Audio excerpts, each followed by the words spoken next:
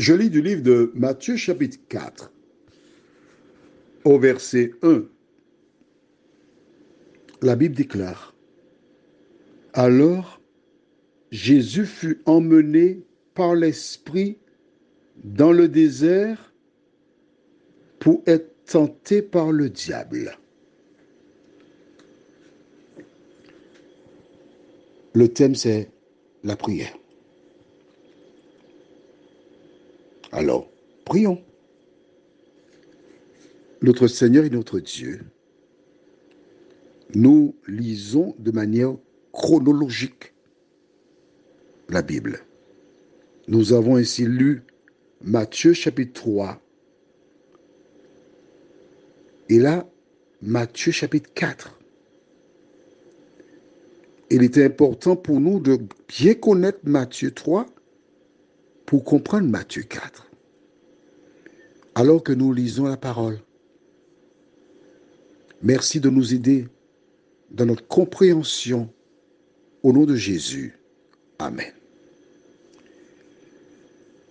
C'est écrit dans la Bible pour être tenté par le diable. Mais je vais t'expliquer ce verset. Prends le temps, tu comprendras.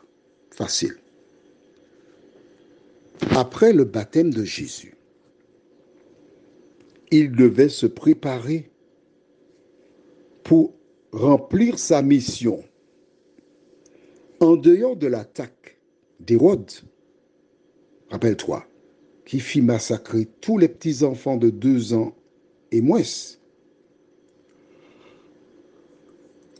il n'a jamais attaqué Jésus. Jamais. Entre bébé et 30 ans, nous n'avons rien comme rapport, problème, accident, coma, etc. Mais Jésus qui connaît sa mission, après le baptême, il a été jeûné. Nous avons déjà parlé du jeûne, n'est-ce pas? Tu te rappelles? Mais nous allons revenir encore pour noter quelque chose d'important. Et j'invite toutes les personnes qui ont l'intention de se faire baptiser un jour à jeûner après leur baptême. Tu vois? Personne ne t'a jamais dit cela. Bon, je te le dis aujourd'hui. Le jour de ton baptême, tu devrais commencer une période de jeûne. Je ne te dirai pas 40 jours, jamais. Pourquoi? Parce que Jésus l'a fait. Lisons dans Ésaïe 58 et on lira à partir du verset 5. Est-ce là le jeûne auquel je prends plaisir? Un jour où l'homme humilie son âme, courber la tête comme un jonc et se coucher sur le sac et la cendre. Est-ce là ce que tu appelleras un jeûne, un jour agréable à l'Éternel? Voici le jeûne auquel je prends plaisir. Détache les chaînes de la méchanceté, dénoue les liens de la servitude, renvoie libres les opprimés, et que l'on rompe toute espèce de joug. Partage ton pain avec celui qui a faim, et fais entrer dans ta maison les malheureux sans asile. Si tu vois un homme nu, couvre-le, et ne te détourne pas de ton semblable.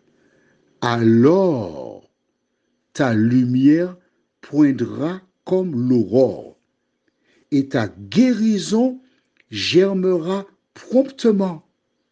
Ta justice marchera devant toi, et la gloire de l'Éternel t'accompagnera. Alors tu appelleras, et l'Éternel répondra. Tu crieras, et il dira, me voici. Si tu éloignes du milieu de toi le joug, les gestes menaçants et les discours injurieux. On s'arrête ici. Tu peux lire tout le chapitre 58.